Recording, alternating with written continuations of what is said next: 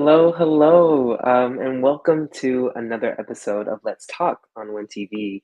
My name is Juan. I'm a summer intern at the Washington Informer, filling in for Miss Denise, our usual host, publisher of this beloved newspaper, as she enjoys a very well-deserved trip away from the craziness that's going on in Washington, which of course is the topic of today's conversation, but specifically how young Americans are reacting to this political moment in this unprecedented time in American politics. And what it might mean for our political future. Our first guest is Ian Smith. He is the director of polling and analytics at the Hub Project and Navigator Research, which is a polling group known for connecting progressive messaging to people across the country to better understand how Americans are reacting to political developments in real time. And then we're going to hear from a panel of young people in politics about how they're thinking about this political moment. That panel will consist of William He. He is the founder and CEO of the Gen Z led nonprofit Dream for America. And in addition to Howard Garrett of DC Young Democrats and local community organizer Kush K. Finally, we'll end our hour with a little reprieve from the political discussion and talk with comedy content creator DeMarcus Montgomery, known for his videos impersonating different kinds of people on TikTok and Instagram. He is hilarious and always so spot on. Every time he comes up on my For You page, I always crack up. So I cannot wait to talk to him later. But before we jump into all of that, I just want to remind everyone that the Washington Informer has a new issue out this week, available online and in print in over 400 locations around the DMV. I don't have my copy on me, so I will be hitting WashingtonInformer.com, and I encourage everyone to check in, WashingtonInformer.com, and see the amazing stories that we have on there. Access to the important journalism coming out of the Washington Informer is free. And by becoming a subscriber, you will receive our publication directly in your inbox, along with Win Daily News updates. So be sure to follow us on social media, Facebook, Instagram, TikTok. We're on everything, including Nextdoor, which is also, has its own social media thing going on. I didn't know, so definitely check us out on there. But these are all great places to share today's broadcast with your friends and family, connect them to what we have going on here on Win TV, and you can subscribe to Washington Informer TV to find on YouTube to find incredible and important conversations like the one we have going on today. That's where they all live, and you can find all the ones that we've had in the past and the one that we did last week. So, without further ado, this week we aren't going to have our typical news rundown, but I'm just going to go ahead and bring in our first guest. Without further ado, let's bring on Ian Smith. Yeah. Hey, Hi, how's it Ian. going? Welcome to Let's Talk. Thanks for having me. Excited to be here. Of course, of course. So, we mentioned at the top a little bit just about what Navigator Research does, but you specifically work as the director of polling and analytics. I wonder, how does polling and analytics fit into coalition building and grassroots organizations? Yeah, I think it's a critical part of coalition building and kind of talking to the electorate, organizations, to the people. I think a lot of times we look at polling and analytics, and those sound like very scientific or cold words. But I truly think it's the only way you can talk to people at scale and have a conversation at scale, right? Like publications like yours can talk to people at scale, but when you're doing messaging and really trying to get the best results from the people, you have to have a conversation. And that's, I believe, where polling slots in well. It's the ground truth of what the most people think, and you're trying to be the most representative and engaging. You have to talk to the people, and we do that through polling. Yeah. Well, I guess, I mean, I'm assuming, like you said, you talk to a lot of people, and here we're having a conversation today about young people's politics and how young people might be thinking about this, political moment. I wonder, over the course of your career doing analytics, working with polls, talking to people, having those conversations, what kinds of insights have you learned about young people and how they engage with politics? Yeah, the first thing I'll say is young folks are there's kind of like two things when you're thinking about young folks and engaging them with politics.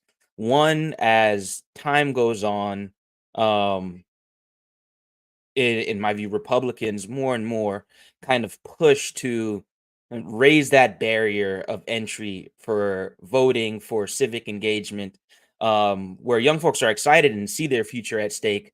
We have to make sure that we get folks registered, we get folks out knowing exactly where their polling spot is, especially when folks are kind of out of state on campus.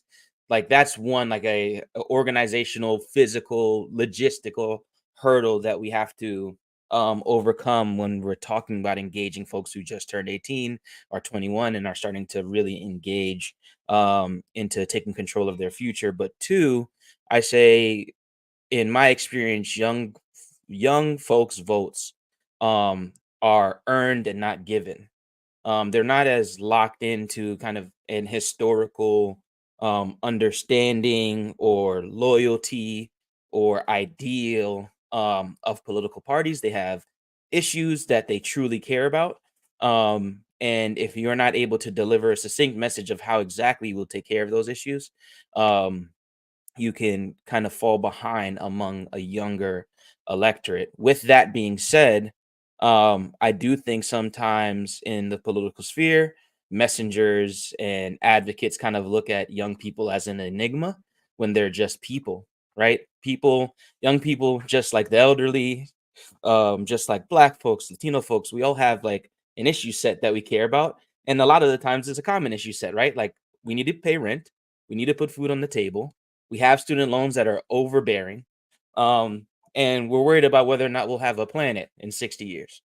Um, and if you talk to young folks like people and don't try to silo them, saying like they don't care about taxes or they don't care about the economy, they only care about climate and student loans, you're really missing the bigger picture. Young folks are people and they have the same political issues as everybody else, but the stakes are higher because their long term horizon is much longer.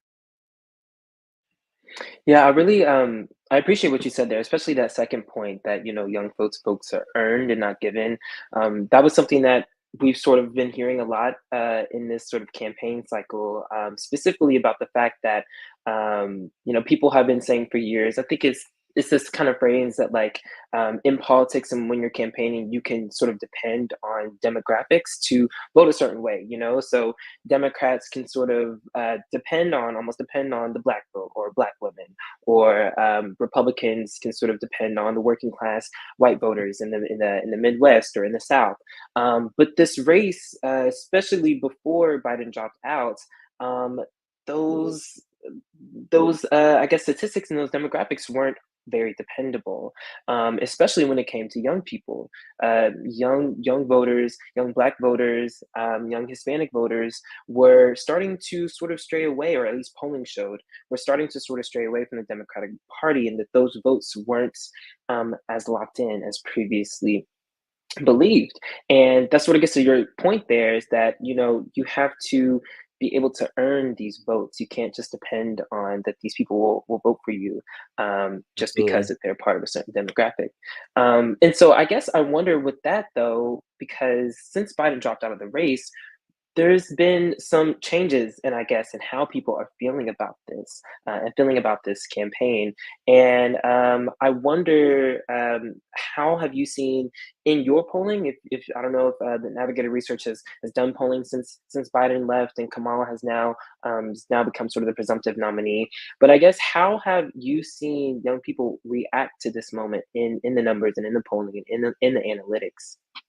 Yeah, I would say that the whole kind of phenomenon of Joe Biden dropping out, Kamala Harris picking up the nomination, is just very unique and a groundswell moment that I think we will still see shifts to come. Um, but it also highlights the moment we're at beyond young people, broadly politically, in the nation right now. What we saw in the data was not necessarily huge shifts in um kind of ideological swings, right? There wasn't like a huge bevy of say young Republicans coming over to Kamala. But we did see a huge uptick in excitement, in motivation to vote, in enthusiasm, in a purpose to vote. And those are the things that win you elections, right? In the 2022 election, after the Dobbs decision and after the Supreme Court put a women's right to abortion fundamentally at risk, we saw a groundswell again in that enthusiasm, in that purpose. And I think we're seeing a similar phenomenon in this shift. Again, don't want to speak too early, but that's where we're seeing the most difference. I think that Kamala has really energized this race, and I think that she will be able to kind of go out there and deliver kind of a message to those younger folks, an Obama-esque message of change, forward looking. Um, and I think it will be powerful. But as far as like what I've seen there, that's what I've seen. Generally, we did see some sort of straying away from Joe Biden towards the later end of the race, especially post debate. Um, but what we're really seeing is people staying in their camps, but the Democratic base being much more energized. Yeah, that was something that I thought about too. I don't know if you saw that clip of Kamala Harris in Atlanta where she was at that rally in Atlanta. There were I don't want to give a number, but there were tons of people there, and the crowd Yeah. was just insane, and you could just feel that energy shift. Put that next to a clip of a Joe Biden rally, and the energy is a little bit different. The excitement is a little bit different.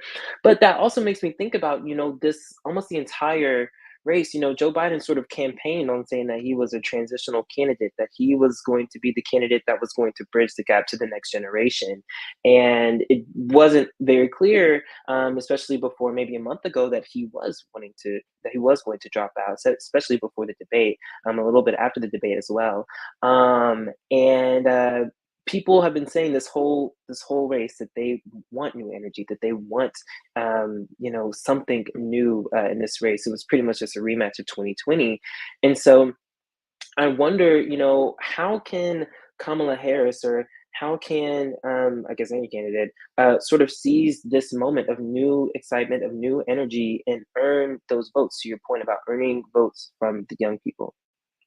Yeah, I think it's a lot of it is about kind of being that figurehead and spurring forward kind of this energy into the policy that we want to see, right? Continuing to give Joe Biden his credit, Joe Biden's good work on alleviating some of the pain of student loans, right? Continuing to be a progressive administration and kind of leaning on the accomplishments that Joe Biden and Kamala Harris have done already. They've done so much. And pointing building using that as a springboard to building out a path to the future. um I do think that Kamala has a great opportunity to again embrace that younger demographic as we move forward, millennial and Gen Z. One, as somebody in this world, a lot of the kind of political infrastructure is run now by millennial and Gen Z folks who are energized, right? The organizing and advocacy movement has always been a young, vibrant movement. And I think this kind of new look, new energy fits that well and it melds well. But again, I think it's about earning it, right? And I think she's doing just that with her plans on energy, her push forward to kind of making the union more fair, doing the biggest campaign rally in Atlanta I've seen anybody do, right? Bring out Megan the Stallion and Quavo. I'm not like super big into to only doing symbolic things, but that is an authentic symbol of what's to come, right? I think authenticity is big, and you can feel it there, and I think that's exciting. But we always have to remind ourselves that that millennial, Gen Z, that younger voter has seen a lot, and they can see past kind of smoke and mirrors. We got to really deliver and earn it here. Mhm. And to your point there, it's not Gen Z can see through smoke and mirrors. It's about earning this vote, not just thinking that you can rely on it. So I wonder, like, is it all about messaging, or are there specific ways that maybe you have learned through the data that you collect through polls, or that you have just seen through the work that you've done with campaigns, that campaigns can use to meet young people where they are? Like, I mean, we saw Kamala Harris's team, sort of seize on the moment, on the brat moment, and do that whole thing. So, are there specific tactics, methods, or anything that these campaigns can do to actually do that besides just, besides the messaging? Yeah, I think viral campaigning and making online moments is something I'm not an expert in, but I have seen it kind of uh, I am 29, about to turn 30, right? So I consider myself young, but I've also been in the campaign game since 2016. You've seen kind of virality take place, kind of memes blow up, but they usually don't translate to the ground. Um, but 2024 feels different, right? Um, this kind of brat meme is turned into like a symbol of the campaign, the coconut, the context in which all we live. These are kind of like symbols and like levity to a dark situation, but also kind of represent the connection the campaign has with their people. I think that's super important, and I want to see how important it ends up being, right? Like nobody's done this. The Trump campaign, when they won in 2016, did have this online presence, but it was much darker, much more 4chan. This seems to have a bit more levity to it.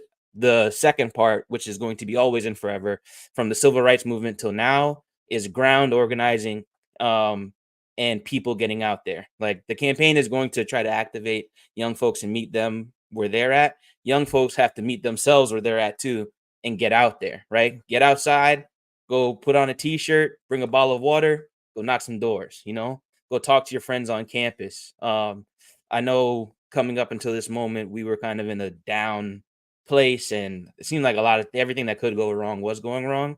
I think you have to take those moments and turn them into positivity and kind of put yourself out there. Human to human interaction is always going to and forever going to be the main interaction that wins or loses election and creates political change. Advocacy for yourself is the most powerful advocacy. Not even the president can advocate as much as a movement can, right?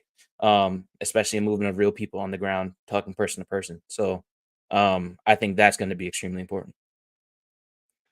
Definitely, especially I think a through line sort of through this entire conversation, whether it's young people connecting to politicians or politicians, needing to win an election, it's the human connection, it's the authenticity to real people on the ground that's going to get you those votes. That's going to make you actually want to believe in someone that this person can be my president. I can have faith that, they can do the work that I'm looking for in my president. And just one thing that when you were talking about the 2016 campaign versus this one, it made me think about the clip of Hillary Clinton when she was like, we got to make them go to the polls versus, Kamala Harris sort of seizing and, a clip of her talking about what did she say in Atlanta? She was like, Donald Trump, what's the saying? If you have something to say it to my face, right? These two kinds of moments, they feel very different. Yeah. Uh, Clinton, it kind of felt maybe a little forced and maybe not authentic. But Yeah. Kamala Harris and what she's doing with her campaign, sort of seizing this moment, it kind of does feel a little authentic. And especially with the crowd that she was at, it felt very black as well. And that's, going to be another part of the conversation in the coming weeks, given everything that happened this past week with Donald Trump and ABJ. But Ian Smith, I really appreciate you for coming on and talking to us today. You're the director of polling and analytics at Navigator Research and the Hub Project. I wonder if you can, where can we, find the work that you're doing? How can young people get involved with the work that you're doing? Yeah. Yeah. You can find my work and my team's work at navigatorresearch.org. I would highly encourage everybody to sign up for our newsletter. About 3 days a week, we put out what's called a 5:45 in the morning email about kind of the latest research we're doing and kind of really digging into where Americans are on policy issues and what messaging is landing. You do not have to wake up at 5:45 to read it. Read it whenever you want. And specifically engaging with me, Navigator has Navigator Survey on both Instagram and Twitter. If you want to check out some videos that I'm in, some funny videos we do from time to time. But on top of all that, Go find a candidate that's local that you're prideful in. Go find your local student union. Engage your friends, your family, um, and do the work to the people with the people closest to you. Ian, thank you so much for joining us today. Really appreciate it. Thank you.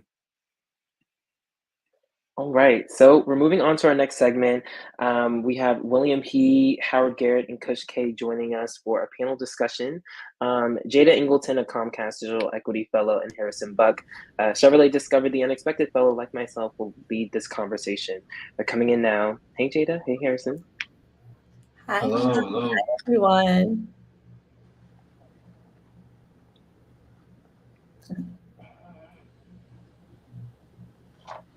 hello. How's everybody doing?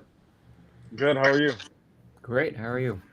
Good. So, I just wanted to start this conversation off. I wanted to address William He first. I was just wondering, William, if you could tell us about like just the mission and goals of Dream for America, and just what inspired you to start Dream for America, and how has it grown since its inception? You could just expand on that. Sure. Yeah. Well, we got started about a year ago, and our goal is about building a center-left version of Turning Point USA, which, if anyone is not familiar with what that is, Charlie Kirk and his whole cohort of people, they're behind that. What they do essentially is indoctrinate young high school and college kids into becoming, Trump Republicans, basically. And what we're trying to do is to fight back against that, win this culture war that they insist on fighting, and rally young people to defend democratic values, uphold liberal institutions, and support progressive policies. And how we do that, we're not really reinventing the wheel here. We're taking the same approach that they are, but we're going to try to do it better and more sane, right? It's chapters, a digital program, and hosting conferences. Now, why I started it? Well, I am the son of immigrants, and as a young person, I became interested in politics in 2016, and then I got involved in politics after the Parkland school shooting in 2018, which for a lot of young people, I'm sure, is another big sparking moment for why people have gotten involved seeing gun violence in our communities, especially gun violence with people our age, right? And so coming of age during the Trump presidency, I'm actually only 17. I don't turn 18 until later this year, but I started this organization when I was just 16. And so coming of age during the Trump presidency and during this historic and unprecedented time of, division and apathy and anger, right, towards government and institutions and the media and towards each other. And with all this anti-immigrant, anti-democratic rhetoric that, Turning Point and far-right conservatives push out, as a matter of personal conviction, of being the son of immigrants and being a young person who's, the future is what I and a lot of people our age are going to be inheriting. I felt a very personal motivation to get this going. And I had a lot of support from a lot of folks in politics who encouraged me to get this going. And so since we got started a year ago, we've seen a lot of momentum. We're outpacing Turning Point. I think we're growing three times faster than they were. We've raised $500,000. We got volunteers in all 50 states now. We worked with the then Biden campaign and now Harris campaign to coordinate and partner on youth engagement and endorse them for re-election. And we're now focused on getting on the ground this fall to get chapters set up and really hit the ground running. But yeah, hopefully that answers your question. No, that was great. Thank you. And how do you believe Gen Z can influence the future of American politics? Well, it's not that people always ask about Gen Z leading, but Gen Z is already leading. In 2022, our generation was one of the biggest cohorts of voter groups. I think, in this election and in elections to come, our generation of millennials will make up, I think, over half of all the voters. And so, not only just from a pure numbers perspective, we can make an impact, but you see so many young people these days getting involved, right? Knocking doors, volunteering, getting out to vote, doing their own advocacy work. It's a really, heartening and amazing moment to see. So I think, we're already making a difference, but there's a lot of people who aren't involved that I think should be involved. And so if everyone gets involved, I think we can make such a big difference.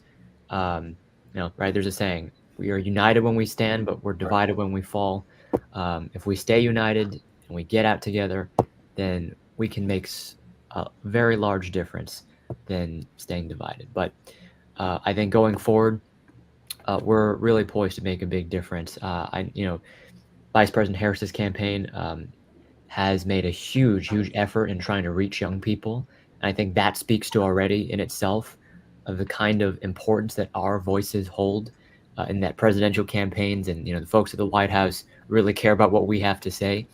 And you see, the media and everybody pay so much attention to what young people are doing now. So the eyes of the world are on us. Right. Now it's up to us to answer their question on what we're going to do and what we're going to do this election and all the elections going forward. Absolutely. And how do you think? How do you engage young voters and ensure their voices are heard in the political process? Because I feel like a lot of times I think young voters just have a hard time of making their voice heard. So I was just wondering if you could expand on that a little bit. Sure. Well, we got to flip the switch from talking to young people into listening to young people, right? There's always something being said to young people, at school, at work, wherever that might be. But there's not a lot of opportunities for young people to be heard. And so to, reach them, right, the answer has to be to listen to them. And so rather than talking down to them, right, we make more of an effort to listen, right? Hear their voices, hear their perspectives, hear our thoughts on, the future that we're going to inherit. And so, there are a lot of folks who, feel kind of disillusioned and disappointed by, especially, last couple of weeks and last couple of months before, some big changes happened, right? Feeling, that this wasn't the election for them, right? That this, maybe wasn't their moment and, really unsatisfied with the state of affairs in politics. But my answer to that would be, yes, there's a lot of issues wrong with this country that, we ought to have a conversation about, we ought to try to fix. But the solution to that is to not sit it out, to not, cross your arms and, get out of the democratic process. Right. There are people on the right who would much rather, take your anger and your disillusionment and say, you know what, blame it on immigrants, blame it on other people, blame it on people who look different than you. Right. Or they would just rather, disenfranchise you and just have you sit out, period. Don't let them take away your voice, right? And sure, your vote is, sometimes there will be candidates that, you're not in love with, but your vote is not a Valentine, right? Your vote is a chess move for the kind of world that you want to live in. And so your voice matters. Your voice is important. And so the fundamental thing is this election is about issues and not imagery, right? Climate change, women's rights, civil rights, voting rights, gun violence. How do we make the American dream a reality for people? That's the kind of choice that you have to make. On the one hand, you have a convicted felon who, has a penchant for raping women. On the other hand, you have a woman who has fought for her life to, uplift communities of all kinds. At any rate, I used to do debate, so very rambly answer. So hope you'll forgive me. But no, that was perfect. To answer your question. Thank you, William. Appreciate it. I wanted to pivot to Howard Garrett here. Just wanted to wondering if you could expand on what role do the DC Young Democrats play in the local and national politics, and could you share some of the initiatives or campaigns that DC Young Democrats are currently working on? Yeah, so the overall goal of DC Young Dems is to mobilize young people within our city, to engage them in our local politics, get them involved, get them to run for local elections, and most importantly, getting them out to vote, educating them about DC statehood, and the importance of us having our seat being stripped from the table, we are tax-paying people, but we don't have that right. And at a national level, my role as a DC national committee man is our responsibility to educate other young Democrats across America. The importance of DC statehood is not just a DC problem, it's a problem that all of us have to experience when we see the injustices of DC residents not having a seat in our federal election or our federal seats at the Senate and Congress. And so it's our ability and our responsibility to educate young people across America to let them know that they have just much as responsibility as we do when educating about DC statehood and the importance of DC statehood. Absolutely, absolutely. And what strategies do you use to mobilize young voters in the community? Just depends. Like, most importantly, we meet young people where they are, whether that's we go to their cities, whether we last year at the YDA convention, we did a panel discussion about DC statehood. And one thing that we learned is a lot of young people don't even think about DC statehood, or us not even as residents, not even having that seat at the table. So I think it's an educational moment that we have to mobilize on to educate people across America about the injustices that we experience. And then also for the young people in DC, we worked with an organization called Best Kids, educating young people that are in our community about our rights, how our local government works. And what we found out about that is our young people didn't even realize how our local government works, how we pass laws, but it doesn't go into effect unless Congress passes and the president signs. So it's just an educational game, and using that momentum from that educational moment to mobilize, to get people active and fighting for DC statehood. Yeah, no, that's definitely important. It's definitely important just to keep young voters educated, because it's definitely, I think recently we've seen that, young voters, a lot of times, they just don't have all the information because, with Gen Z, we like to have our information in such a vacuum. So I think that's definitely important. That's a very important point that you just made. Lastly, in your view, what are the biggest challenges facing young voters today, and how can we address them? I think the biggest challenges for young voters is meeting us where we are. I think the Harris campaign has done a fantastic job since the rollout of her campaign, from the transition from Biden to Harris.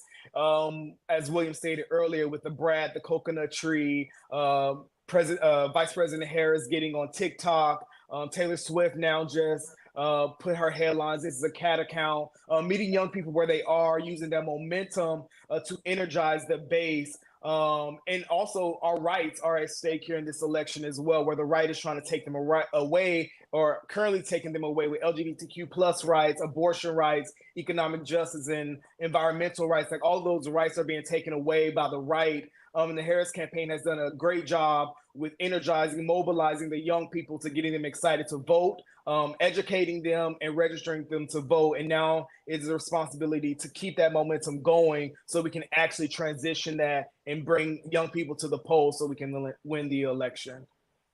Absolutely. Thank you so much, Howard. And just wanted to pivot to Kush K here. So Kush, as a community organizer, what do you see as the most effective ways to engage young people in political activism?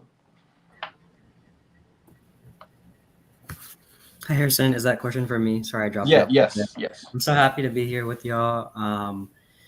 It is crucial. So I am a community organizer. I live in DC and organize in DC and Maryland, and we are in such a consequential time for us, for the city, for the country. If Republicans win the House, the Senate, that's going to be threatening to DC with our home rule, since we are in a state. That means a lot of people, we will lose our autonomy to decide what local power we have. We can't decide what's going to happen with abortion. We can't decide with housing and climate change. And I do feel like we are in a really important place right now because young folks do have the power. Every single issue that's being elevated right now is because of pressure of young organizers who are fighting on the ground, organizing people, getting them to their elected officials. I mean, the perfect example of that is Palestine, with the active genocide that we are seeing in Palestine. The reason why it's a relevant issue is because young folks are making it an issue. Absolutely. And that puts pressure not just on the Republicans, but also on the Democrats' tack. So I'm hoping that a lot of community organizing helps us push for the goals that we want. No, thank you so much. That's a great point that you just brought up. And just to pivot off that, what are some of the key issues that your community that you work with is currently facing, and what are you guys doing to address them? Yeah, well, I feel like sometimes with politics we forget to listen to the folks who are most marginalized by our decisions. And there's some issues that we are seeing happen all over. For example, I was at a renter meeting a few days ago, and folks were telling me about how they're worried that they might get evicted the next month. And that's something that I think a lot of us are facing, is that rents are going up, but our salaries aren't going up, and groceries are costing just as much, or a little bit more. So I think housing is a big concern. I also think of immigrant justice. We're seeing a lot of attention towards our border right now, when a lot of our immigrant community is suffering due to the racist immigrant policy this country has put forward. So how are we supporting them with the resources they need? And I think I've heard almost all of us talk about climate change. We don't know if we're going to have a planet in 60 years. Right. And it's kind of funny for us to be arguing about these like minor things when we have this larger pressing issue coming up. Right. Thank you so much. And so I just wanted to end this panel off with a question for everybody. So I just wanted to ask, what advice would you give to young people who want to become more politically active but just don't know where to start? Anybody can jump in here. I would say get involved with local elections. Federal elections are important, but most importantly, state and local elections affect us on our day-to-day basis. Get involved with whether you're a Republican or a Democrat, get involved with your young Democrat or young Republican chapter. Learn how to make your voice known, but most importantly, run for office. Be the change that you want to see in your community. Hold elected officials accountable to ensure that they're fighting for our rights and fighting for the foundation that we want to see in our future. I 100% agree with Howard. Federal elections take all the shine, but local elections, where all the dirt is and where all the meat is. We need folks to hold their elected officials accountable. And we also need folks to organize. So not just only run for office, not just join the Young Dems, join an organization. Join an organization that you feel passionate about, the one that drives you, and work with them to bring the change you want to see. And I'm with Kush on that one too. Right, join an organization, right? I would say fundamentally, vote, right? Register to vote. That is the easiest thing that you can do. But beyond that, right, get involved in your campus, get involved in your local community, right? Join an organization, do whatever you can to help out an issue or cause that you believe in, and then go from there. Before actually, we will not be ending this panel. We actually do want to ask a couple more questions. I hope everyone can hear me. I know there's a lag on my visual, but can everyone hear my audio okay? Yes. Awesome. Okay. Thank you guys so much for joining. I do apologize for the lag and the back and forth. And thank you to Harrison for leading this conversation as well on my behalf.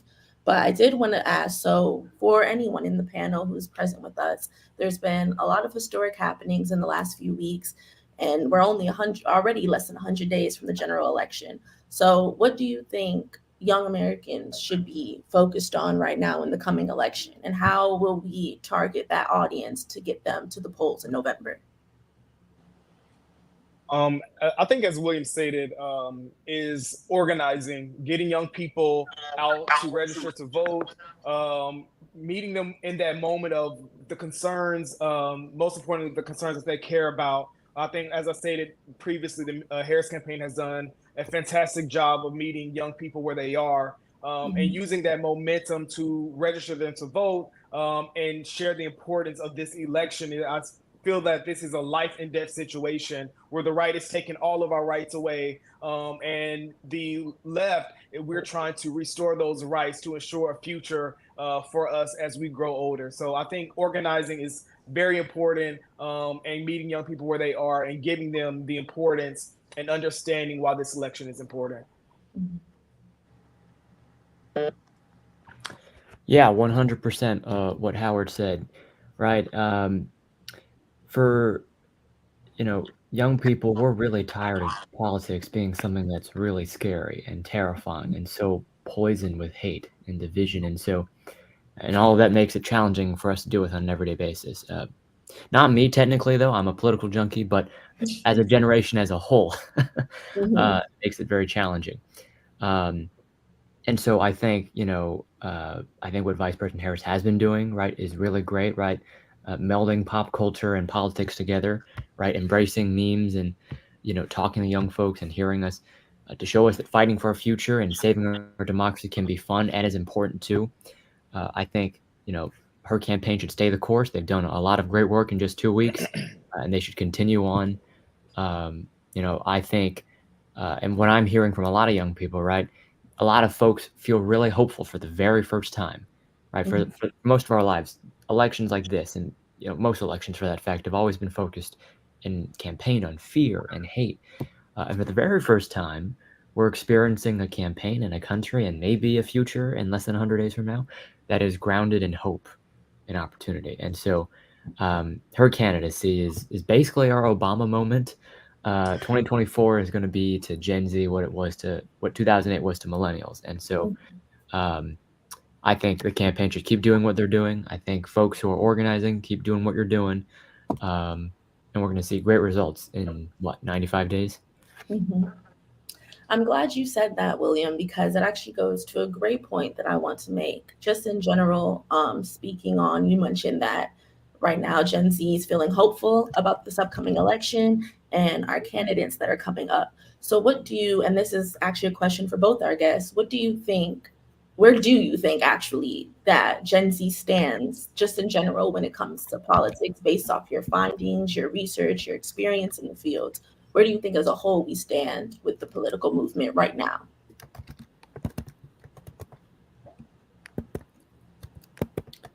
I think in the movement, issues that we care about the most, LGBTQ plus rights, abortion rights, economic justice, environmental justice. We want to live in a future where we're able to buy a house. We want to able to have a job where we don't have to work multiple jobs to make ends meet. We want to be able to go to the grocery store without breaking our pockets. We just want to live that American dream that we have as a country have promoted so much and sold to us. So now we want to experience that for ourselves. And as we grow older, we want to be able to brag about that. But first, we have to make those changes in policy that meets the needs of our moment, where we're not struggling and living paycheck to paycheck.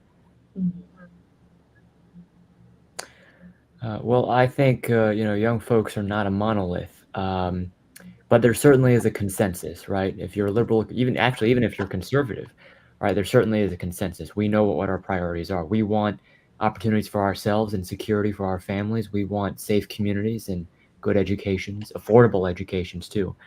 We want good healthcare that doesn't force us to go broke when we get sick. And we want our voices to be heard in a system that is, ruled by special interests. And so fundamentally, those are the issues that young folks care about. And I think, we actually, my organization actually did a poll on this, right? The priorities that young people have, right? It's not that much different from any other generation, right? People treat young people like we have these, very niche set of ideals that are very specific and radical or extremist. But no, it's the same ideals that every other generation wants, right? We want an affordable life. We want good education. We want to, be in a safe community, right? And what ranked in our poll, economics and affordability and inflation, that came first, followed by just the state of our country, democracy, and then followed by that is reproductive rights, right? A lot of folks are concerned that, either themselves or a friend they know or a family member, they're not going to be able to, if a horrible situation comes, they're not going to be able to have control over their own body, right? And you just have all these right-wing weirdos who are trying to step into our lives, right? They talk about small government, but how is it small government to try to force people to do something they don't want? How is it small government to tell a gay kid that they can't be gay, right? So at any rate, I think, young folks, right, we have a lot of the same priorities that every other generation, and it's time that people treat us as such, right? We're not that much different. We want the same priorities that everybody else wants, and it's time that people start listening. Thank you. And Kush, I would love to get your perspective on that answer as well. As a community organizer, you've done some background in voting advocacy with the DC Local Voting Rights Amendment of 2022. And as a community organizer, you've been in the field trying to promote these issues, social justice, economic justice, all things that are on the ballot. So what do you think, or where do you think Gen Z stands right now when it comes to the political movement from your experience? Yeah, I mean, to share a few years ago in DC, we passed a bill called the Local Residents Voting Rights Bill, which granted the right to vote to over 85,000 non-citizens of the city, which would allow them to vote in their local elections.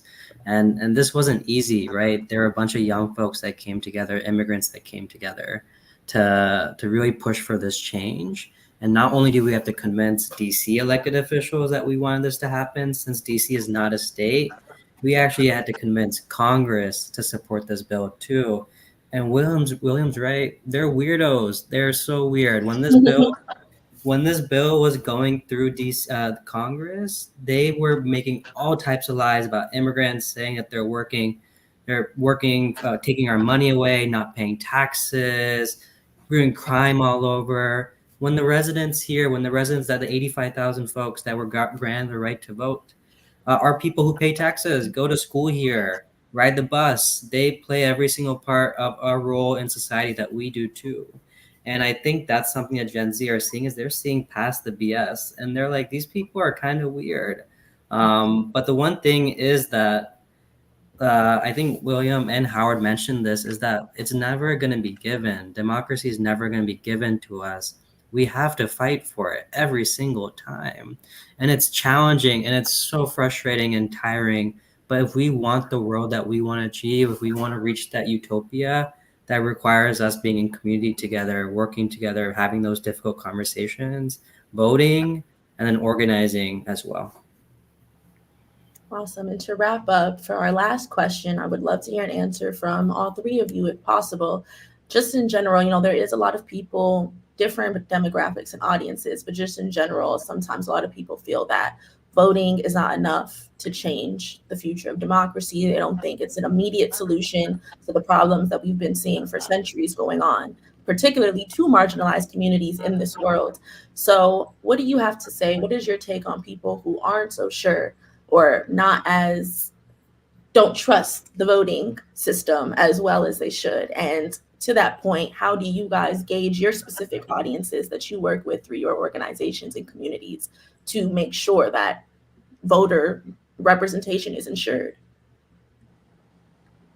I would say democracy is like that complicated relationship that you have to continue to work on. You've been working on it for so long. It's something that you can't give it up. Our ancestors have fought for so long for us to get to this point, and it is now our responsibility to continue that moment and make sure that we are living in a government and a society that meets our needs, and also present us with equity and equality. So, although we may feel as if voting is not enough, voting does matter. Local elections, most importantly, matters because that's how that affects our day-to-day lives. So get out to vote, fight for issues that matter to us most, and organize to ensure that we hold our elected officials accountable to ensure that we are living in a society that benefits us. I would say, something similar, right?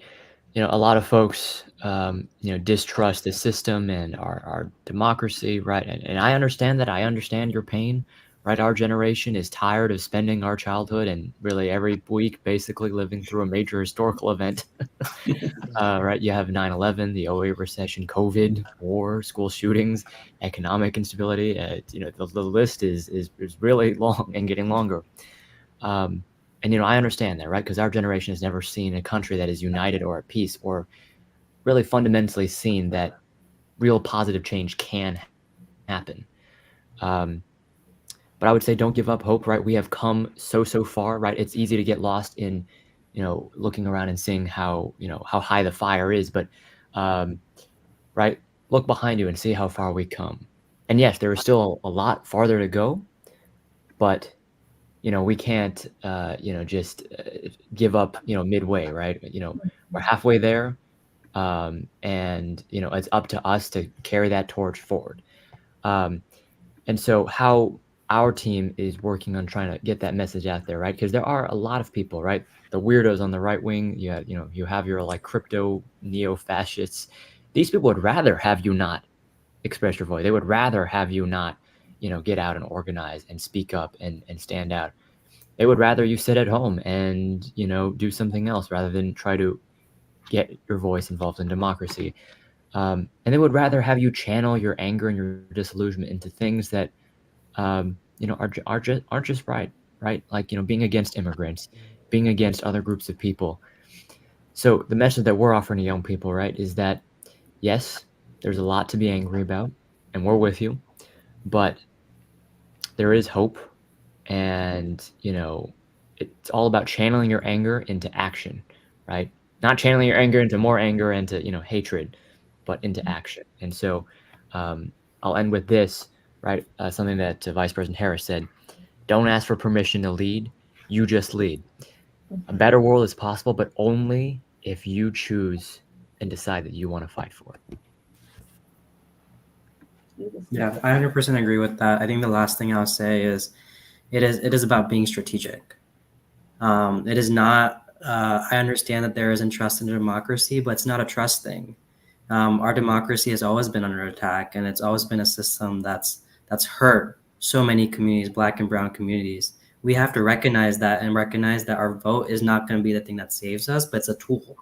So after you vote, what are you going to do? Are you going to take part in your local elections? Are you going to run for office? Are you going to join a local organization that's going to push for a housing bill, a climate change bill? Those are the things that matter too. But if you're coming into this thinking that voting isn't the thing that's going to save you, then you never will be able to trust your democracy, because democracy is so much more than that. Beautifully put, all of you. I want to thank you, William, Howard, and Kush, for joining us today. I apologize once again for the technical difficulties. However, the conversation flowed, the message still stuck. Many important things were stated today. So thank you guys for your time and for your insightful answers. We really appreciate having you. Thank you. Thank you for having me. And now we will take it to our next and final co-host, DeMarco Rush.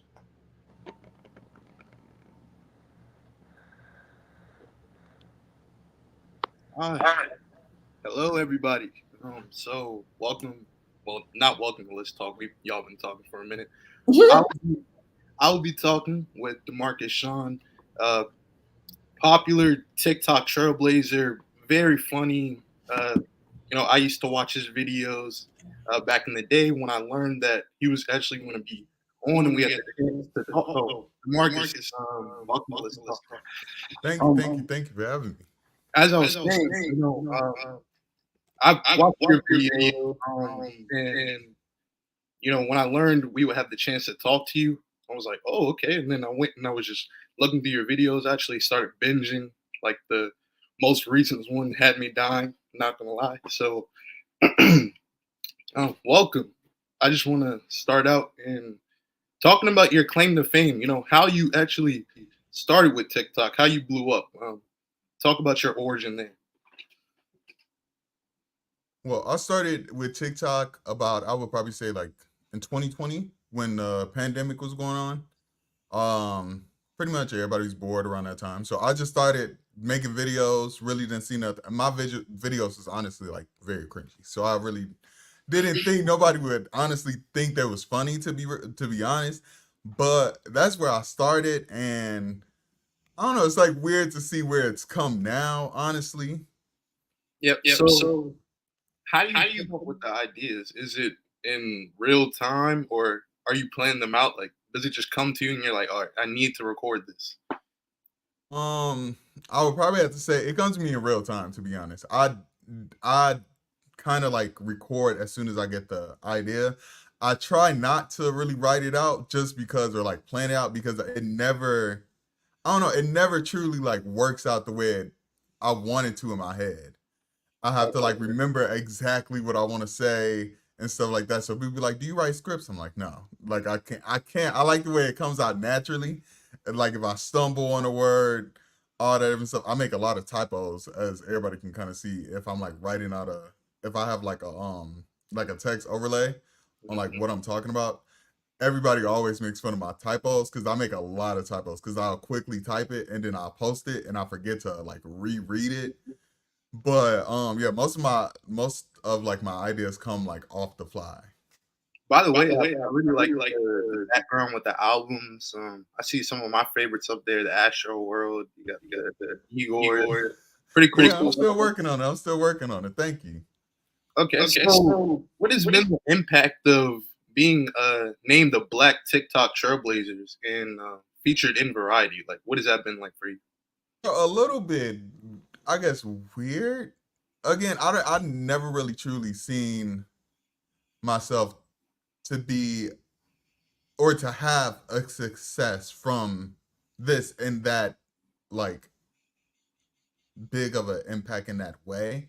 To be, I guess, like in a magazine, I guess. Like it's a little bit awkward and it's a little bit weird to see where it's come from to where it is now. And to like I guess like even from people like to recognizing me on the street is a little bit weird. Or they'll just look and stare and they'll be like, and I'm like, what is for me, I'm like, what are y'all looking at? Like it's just like what it y'all got some y'all. Forget, Yeah. your actual name is.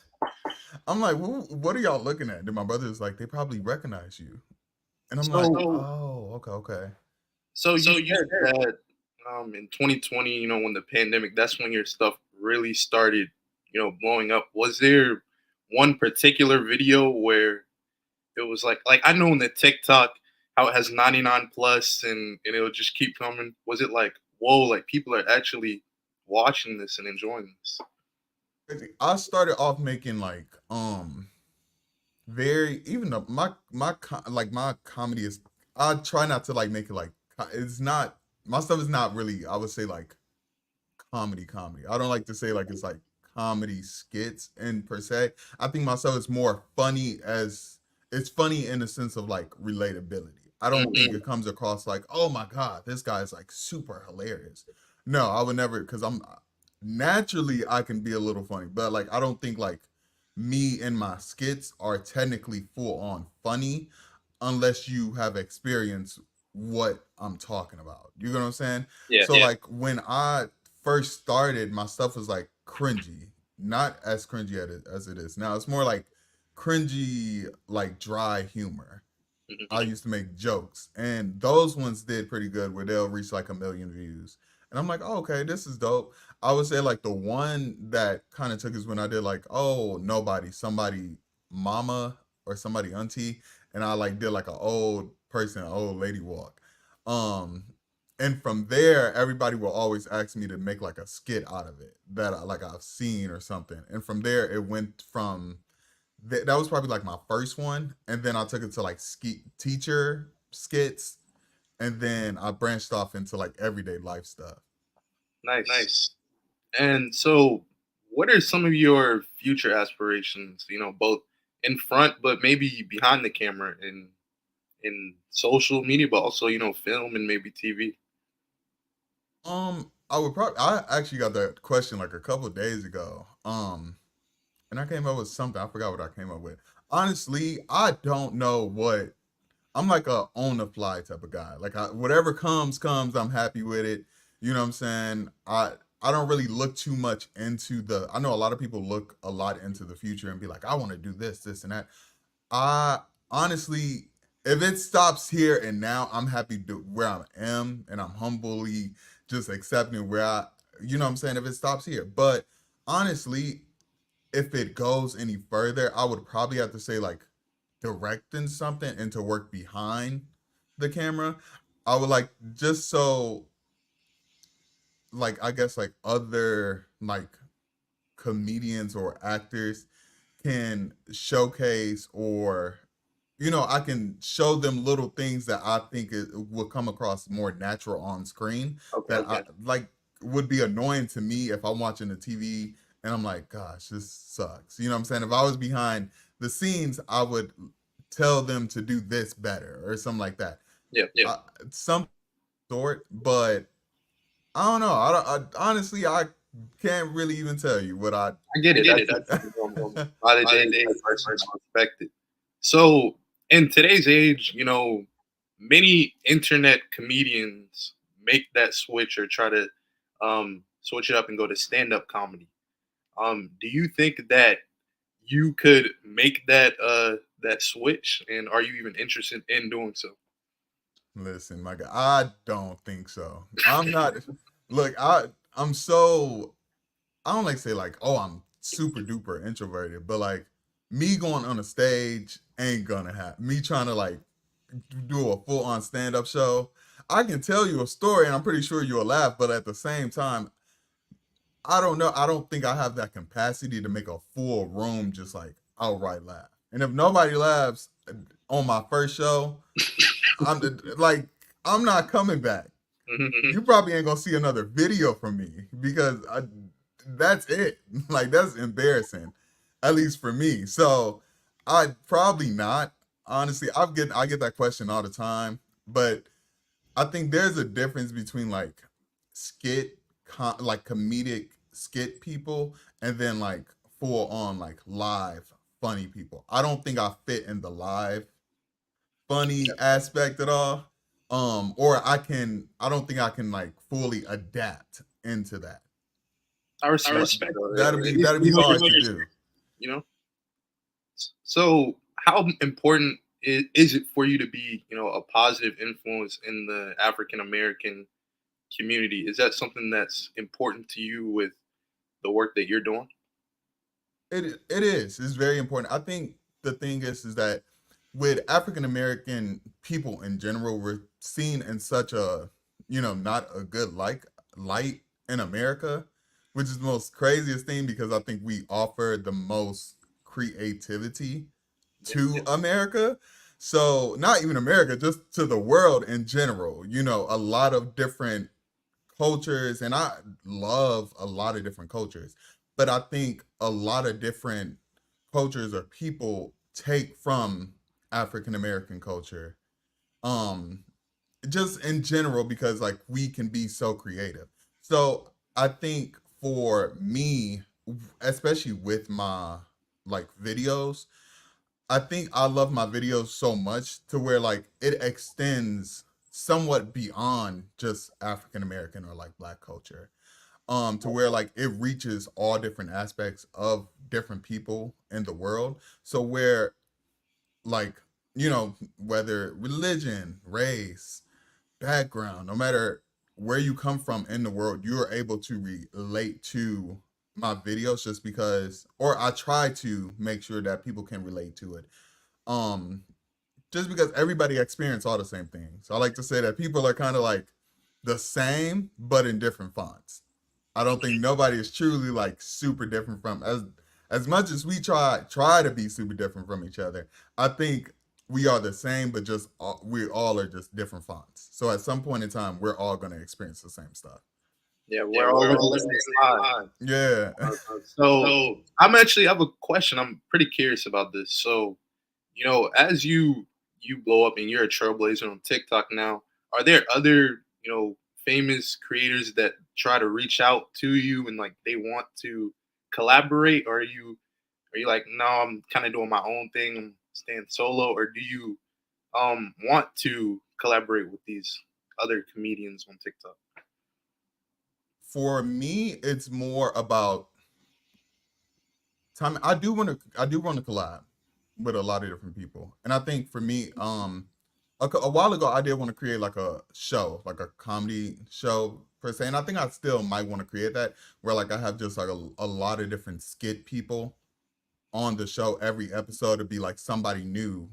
I won't be on every episode, but it'll just be an episode centered around a different skit person, and maybe like there'll be another person in the skit at the same time.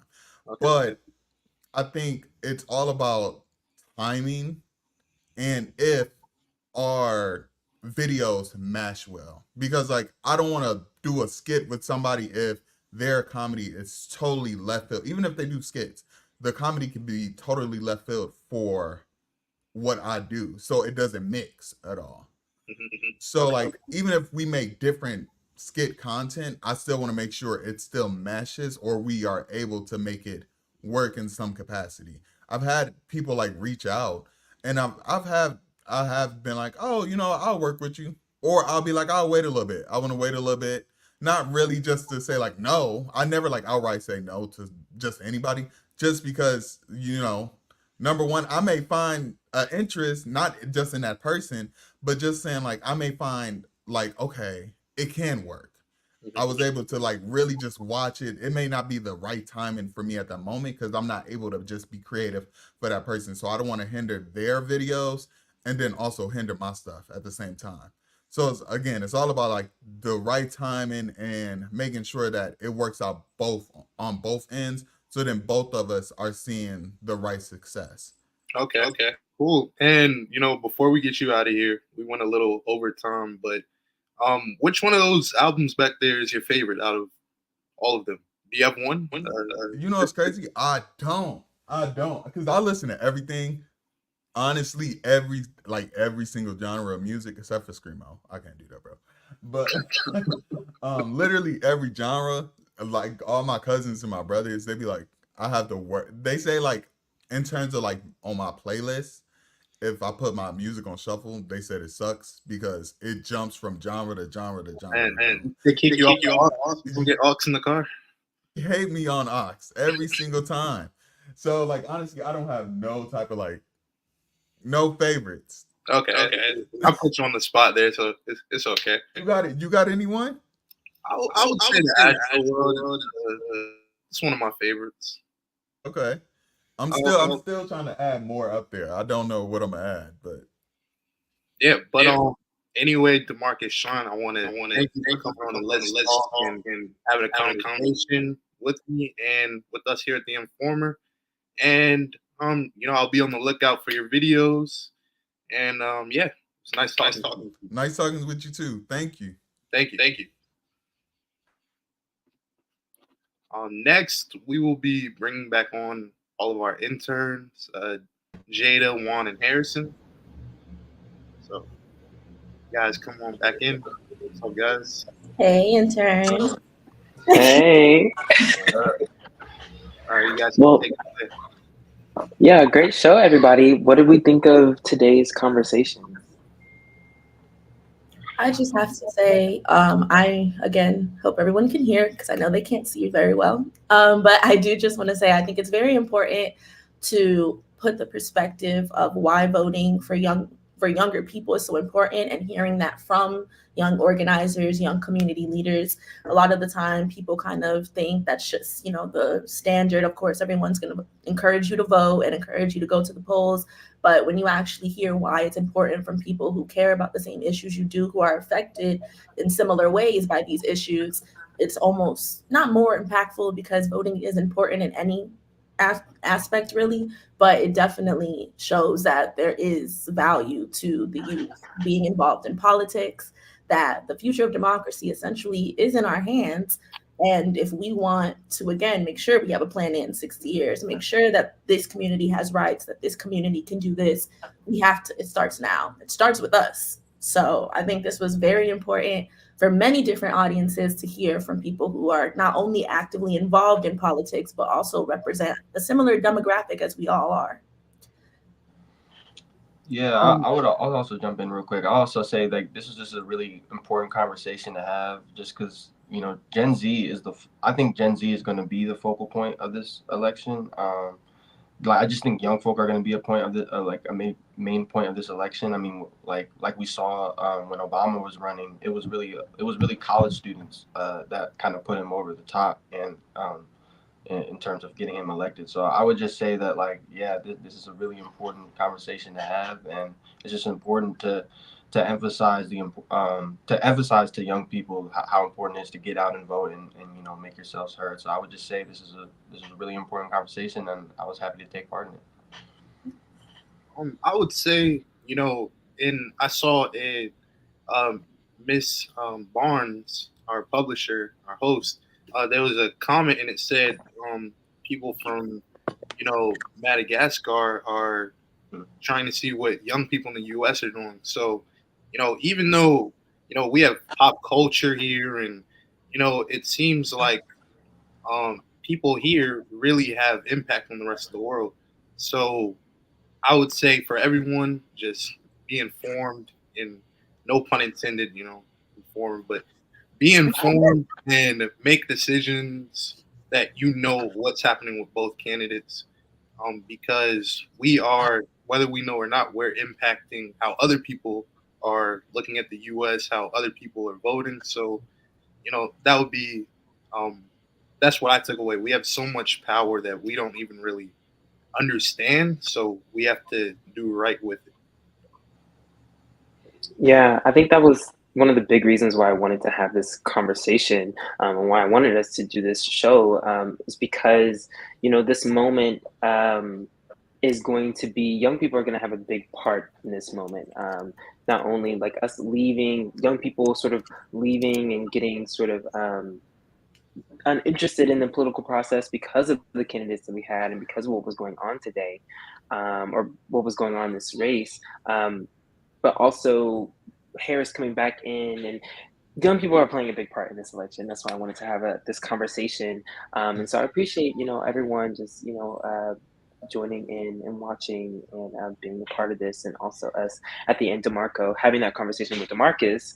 While our viewers may not know, but DeMarco, you're also a comedian, and you can tell a joke, here and there, and you stand up and stuff as well. So I appreciate you wrapping up at the end with that conversation. Definitely, for sure.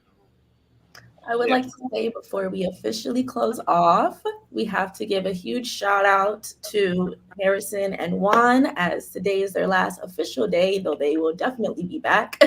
This is their last official day here with us at The Informer. So definitely want to give our props to our two DTU fellows who have done amazing work throughout this summer, including with this talk show that they've hosted more than once.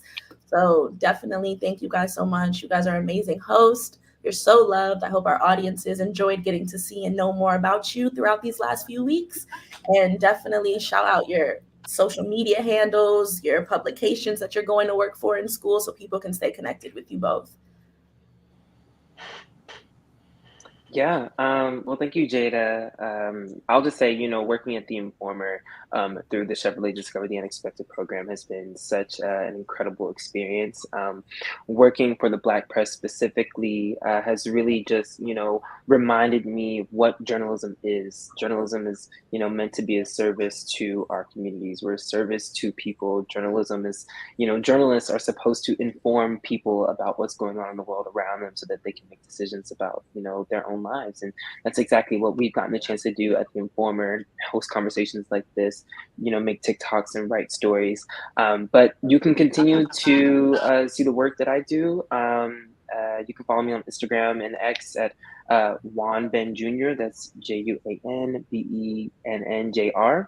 And I'm a graduating senior at Howard University and graduating this fall, but I'll also be serving as the managing editor of the Hilltop, our student newspaper. And so I'll be leading our editorial output there, working with all of our reporters, our student journalists, and everything. So you can just, stay tuned to the incredible work of student journalism that's coming out of our campus at thehilltoponline.com. Thank you. Thank you. Thank you so much, Jada, for that. It's been a great experience, great summer. It's just been great to highlight, just Black storytelling for real. Like, it's just been great, just to highlight that.